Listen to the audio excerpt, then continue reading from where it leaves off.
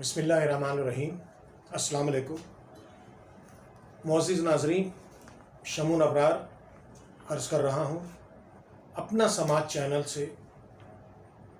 آپ سے درخواست کروں گا کہ میرے چینل کو سبسکرائب کریں، بیل آئیکن کو کلک کریں تاکہ مختلف اوقات میں جو اہم ایشوز پر آپ سے گفتگو کا سلسلہ ہے وہ چیزیں، وہ خبریں، وہ انفارمیشن، نوٹیفیکیشن آپ تک پہنچتی رہے۔ ناظرین، آج 9 جولائی کا دن ہے، یعنی 9 جولائی 2020۔ آج سے 53 سال قبل، یعنی 9 جولائی 1967 میں مملکت خداداد پاکستان میں حقیقی جمہوریت کا چراغ گل کر دیا گیا تھا، اور اس طرح پہلی شہید بی بی، پہلی شہید جمہوریت محترمہ فاطمہ جناح کو ہم سے یعنی عوام سے جدا کر دیا گیا تھا۔ اس وقت یہ کہنا ایک جرم تھا، کیونکہ ان کی موت کو ایک نیچرل موت بنانے کی کوشش کی گئی، جبکہ بہت سارے ذرائع اور شہادتیں یہ بتا رہی تھی کہ ان کی جو موت ہوئی وہ ان نیچرل تھی۔ کیوں؟ یہ بات میں کیوں کہہ رہا ہوں؟ وہ اس لیے کہ محترمہ فاطمہ جناح اس قوت سے ٹکرا رہی تھیں جو پاکستان میں اپنے پنجے گاڑنے کے لیے سازشوں میں مصروف تھا، اور یہ سازشیں، ان سازشوں کا احساس قائد اعظم محمد علی جناح کو بھی ہو گیا تھا۔ انہوں نے بھانپ لیا تھا، ان کی نگاہ دوربینی نے دیکھ لیا تھا، سمجھ لیا تھا کہ سازشوں کے جال کس طرح بنے جا رہے ہیں۔ انہوں نے، قائد اعظم محمد علی جناح نے کہا تھا پاکستان کا نظام جمہوریت ہوگا، یہاں جمہوریت ہوگی، یعنی جمہور عوام کی حکمرانی ہوگی، عوام کو اظہار رائے کی آزادی ہوگی، مگر بدقسمتی سے یہاں پر پہلے سے موجود فیوڈل لارڈز، جاگیردار، سردار، وڈیرے، چودھریوں نے ایسا، یعنی کہ ان کو ایسا کرنا گوارا نہیں تھا، یعنی وہ نہیں چاہتے تھے۔ بہرحال اس وقت انہوں نے کوئی ایسا اظہار نہیں کیا، لیکن ایک ایسا شخص تھا جسے قائد اعظم نے ذمہ داری دی تھی کہ مہاجرین کی آبادکاری یا ریلیف کے لیے کام کرو، اور کئی ایک کام جو جس وقت پاکستان اور ہندوستان کا بٹوارا ہو رہا تھا اس دوران ذمہ داریاں دی گئیں، اور وہ شخص اپنی پروفیشنل ذمہ داری کو بالائے طاق رکھتے ہوئے اپنی ذمہ داریوں کے بجائے سیاست میں دلچسپی رکھتا تھا، اور یہ مسلسل نقصان کا باعث بن رہا تھا۔ اس سلسلے میں سردار عبدالرب نشتر نے قائد اعظم کو ایک فائل پیش کی اور کہا کہ موصوف جن کی ذمہ داری آپ نے مہاجرین کے ریلیف کے لیے، آبادکاری کے لیے اور دیگر امور کے لیے آپ نے جن کی ذمہ داری لگائی ہے، وہ اپنی ذمہ داری سے زیادہ سیاست میں دلچسپی لیتے ہیں۔ قائد اعظم محمد علی جناح نے کہا، جی ہاں مجھے معلوم ہے، اور اس فائل پہ انہوں نے لکھا، یہ آرڈر دیا انہوں نے کہ اس شخص کا تبادلہ مشرقی پاکستان کر دیا جائے۔ جی ہاں، اس کا تبادلہ مشرقی پاکستان کیا گیا، اور یہ بھی کہا گیا کہ اس کو کوئی کمانڈ پوسٹ نہ دی جائے اور بیج بھی وہ نہ لگائے۔ اسی دوران یعنی کچھ عرصے بعد قائد اعظم ڈھاکہ گئے، تو وہ افسر قائد اعظم کے ساتھ کھڑا ہونا چاہا، جب سلامی کے چبوترے پر پہنچے تو قائد اعظم نے روک دیا، یعنی ان کا غصہ اس وقت بھی ٹھنڈا نہیں ہوا تھا۔ قائد اعظم بھانپ گئے تھے کہ یہ شخص اپنی ذمہ داریوں پہ سیاست کو فوقیت دے رہا ہے، جو ملک کی نہ صرف سلامتی بلکہ مستقبل کے لیے بھی، جمہوریت کے مستقبل کے لیے بھی کسی لحاظ سے سودمند ثابت ہو نہیں سکتا۔ آپ جانتے ہیں ناظرین وہ کون تھا؟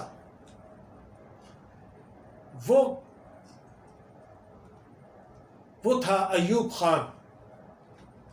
ایوب خان نے اس کے بعد بڑی کوششیں کی کہ قائد اعظم کے نظروں میں اپنی امیج کو بہتر کر لے، اور اسی کوششوں کے دوران قائد اعظم اس دنیا سے رحلت فرما گئے۔ قصہ مختصر یہ کہ قائد اعظم کے دنیا سے جانے کے بعد پھر کچھ حلقوں میں یہ کوشش ہوئی کہ ان کی جگہ، ان گورنر جنرل کی جگہ، فرسٹ گورنر جنرل تو چلے گئے دنیا سے، تو محترمہ فاطمہ جناح کو گورنر جنرل کی ذمہ داری سونپی جائے، مگر ایسا ہوا نہیں، چونکہ محلاتی سازشیں سر چڑھ کر اپنا کام کر رہی تھی۔ وقت گزرتا رہا اور 1959 اکتوبر میں اسی ایوب خان جو جنرل کے عہدے پر پہنچ چکا تھا، اس سے ایوب خان نے ماشاء اللہ لگا دیا پورے ملک میں، اور اقتدار پر خود آ گیا، اور اقتدار پر نہ صرف آیا بلکہ ملک کا صدر بن گیا۔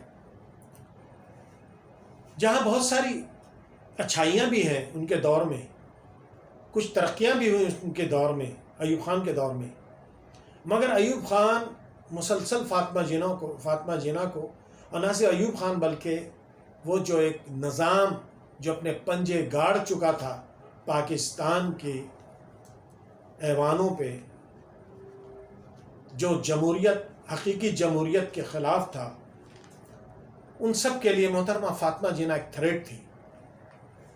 1964 میں چونکہ انتخابات کا اعلان ہوا، 1964 میں صدارتی انتخابات منعقد کیے گئے، اور یہ شاید انتخابات نہ ہوتے اگر ملک کے بعض جمہوری قوتوں کا دباؤ نہ ہوتا اور بین الاقوامی دباؤ نہ ہوتا، تو یہ ڈکٹیٹر کبھی انتخابات کے پروسیس کو آگے نہیں بڑھاتا، مگر اس نے اپنی اقتدار کو آئینی شکل دینے کے لیے صدارتی انتخابات کا اعلان کیا، اور محترمہ فاطمہ جناح کو لوگوں نے ان کے مقابلے میں، ایوب خان کے مقابلے میں الیکشن میں کھڑا کیا، اور آج تاریخ گواہ ہے، تاریخ شاہد ہے کہ اس الیکشن میں جو دھاندلی ہوئی، اور ایک منظم دھاندلی ہوئی، اور اسی دوران ایوب خان کے صاحبزادے گوہر ایوب نے کراچی میں جلوس نکالا، یعنی انتخابات سے پہلے کی بات، اور اس کے بعد لیاقت آباد میں فائرنگیں ہوئیں، بہت سارے بے گناہ لوگوں کو شہید کر دیا گیا۔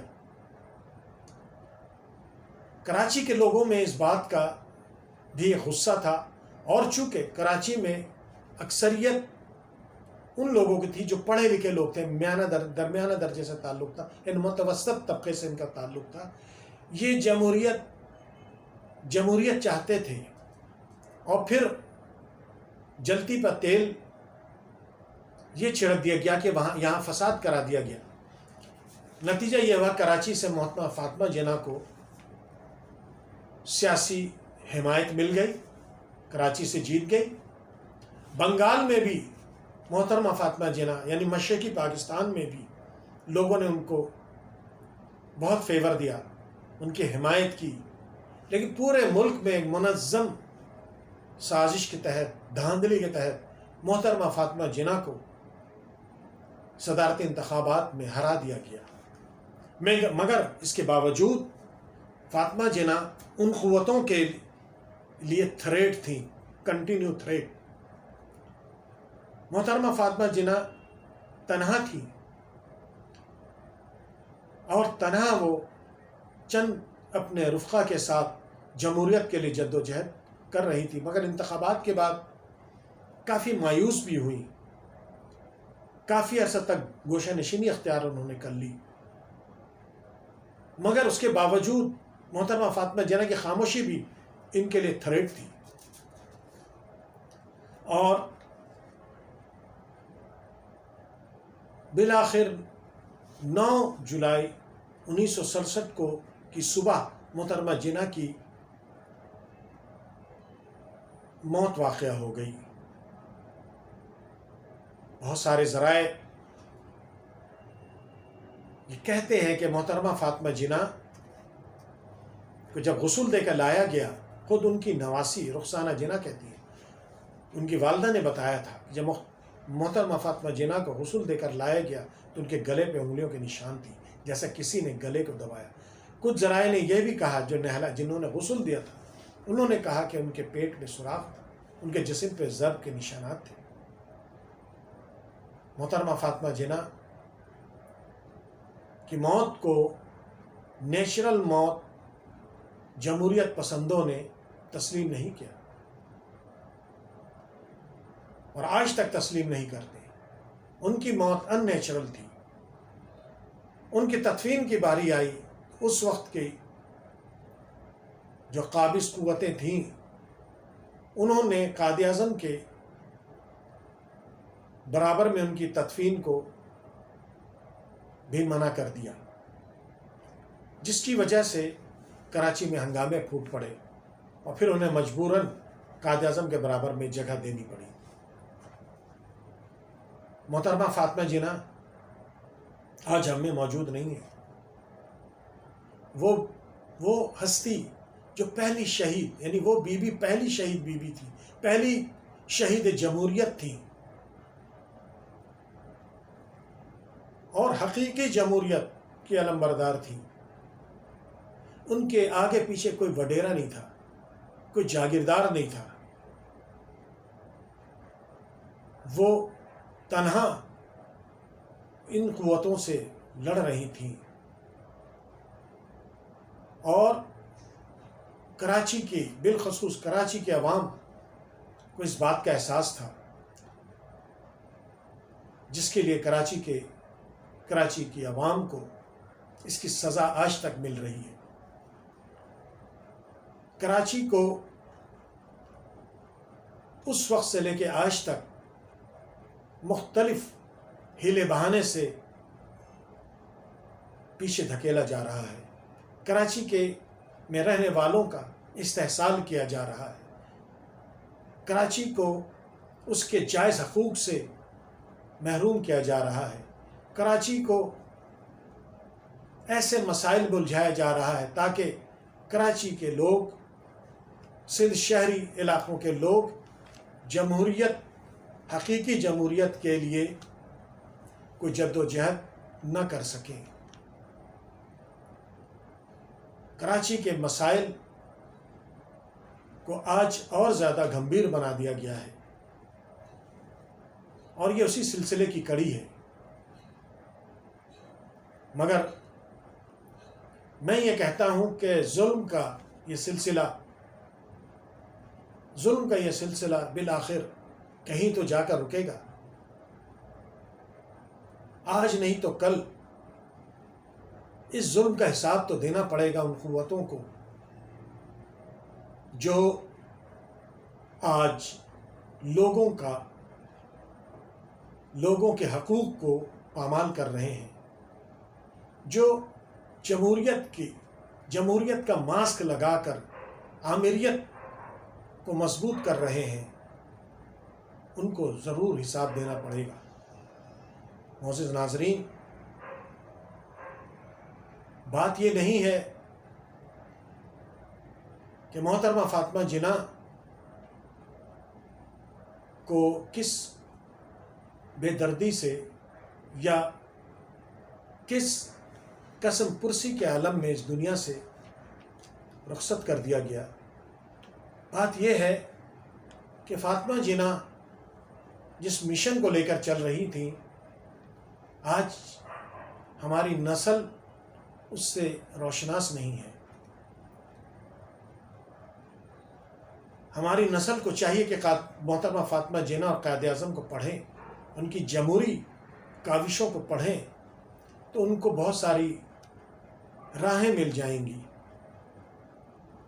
اور اپنے لیے راہیں تلاش کریں، آئینی طریقے سے، سیاسی طریقے سے اپنے آپ کو منظم کرتے ہوئے اپنا جمہوری حق حاصل کریں، اپنا سول رائٹس کے حصول کے لیے ان ہستیوں کو مشعل راہ بنائیں۔ معزز ناظرین، اس کے ساتھ ہی میں اجازت چاہوں گا۔ السلام علیکم۔